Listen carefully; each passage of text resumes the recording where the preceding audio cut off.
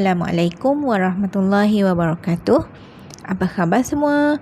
Ustazah doakan semoga anda semua sihat walafiat.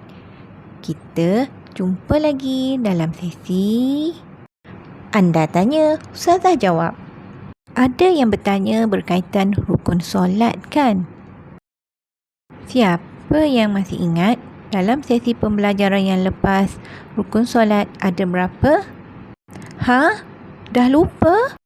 Jom kita ulang kaji sama-sama.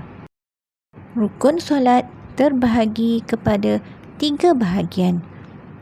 Bahagian yang pertama disebut rukun qauli. Bahagian kedua disebut rukun fi'li. Dan bahagian yang ketiga disebut rukun qalbi.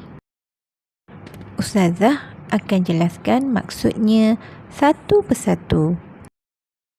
Rukun qauli bermaksud apa-apa yang diucapkan dengan lidah, iaitu secara bacaan. Rukun fi'li pula bermaksud perbuatan yang dilakukan semasa solat. Dan yang terakhir, rukun qalbi yang bermaksud lintasan dalam hati semasa melaksanakan solat. Ada 2 sahaja. Ustazah harap anda telah faham berkaitan maksud bagi setiap rukun solat tersebut, iaitu rukun qauli, rukun fi'li dan rukun qalbi. Seterusnya, kita akan lihat pula penerangan selanjutnya bagi setiap rukun-rukun solat tersebut. Pertama ialah rukun qauli. Seperti yang Ustazah nyatakan tadi, rukun qauli ialah apa-apa yang diucap dengan lidah, iaitu secara bacaan, dilafazkan secara lisan dan wajib didengari oleh telinga sendiri. Ianya merangkumi 5 perkara, iaitu lafaz takbiratul ihram, bacaan al-Fatihah, bacaan tahiyat akhir, selawat dalam tahiyat akhir dan lafaz salam yang pertama. Rukun kedua ialah rukun fi'li. Dilakukan secara perbuatan, iaitu melibatkan pergerakan. Terdapat 6 perkara yang perlu dilakukan dalam rukun fi'li, iaitu berdiri tegak, rukuk, i'tidal, sujud, duduk di antara 2 sujud dan duduk ketika membaca tahiyat akhir.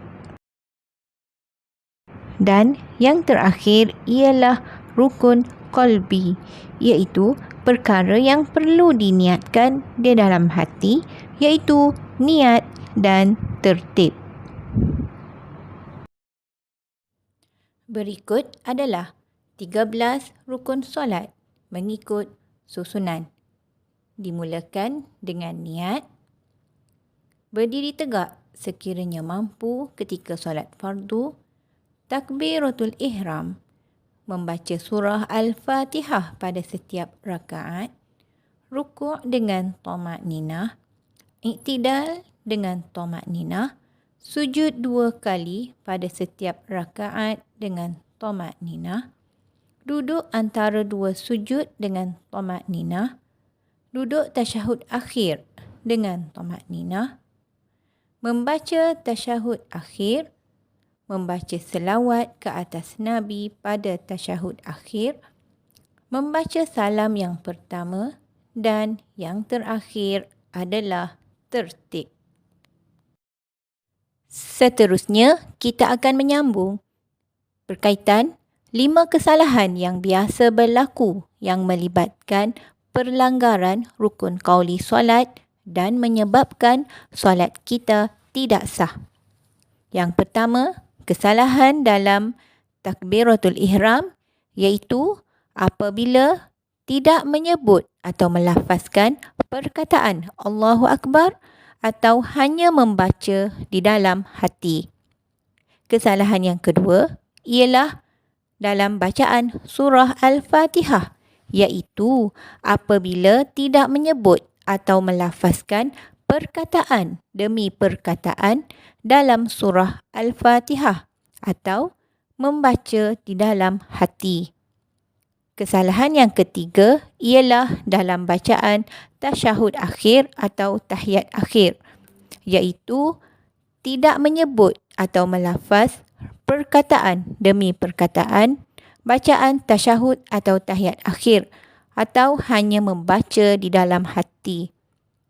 Kesalahan yang keempat ialah dalam bacaan selawat di rakaat terakhir, iaitu apabila tidak menyebut atau melafaz selawat ke atas Nabi atau hanya membaca di dalam hati.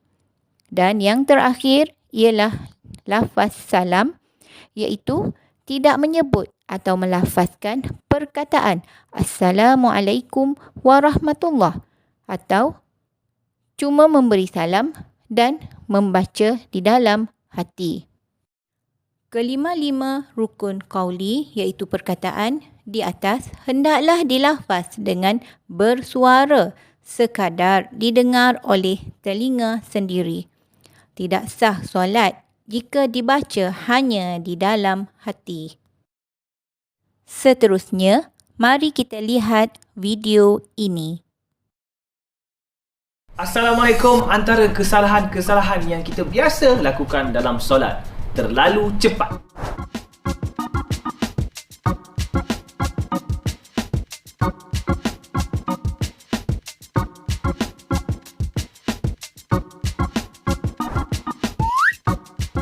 Terlalu banyak bergerak.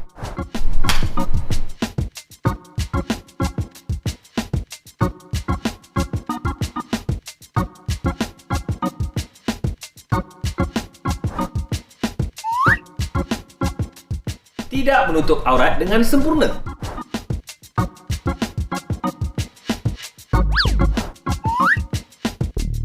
Posisi tangan ketika sujud.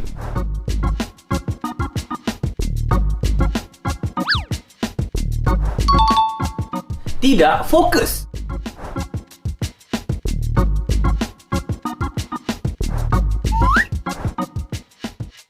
Fokus. Semoga ibadah kita diterima Allah Subhanahu Wa Taala. Selamat beramal.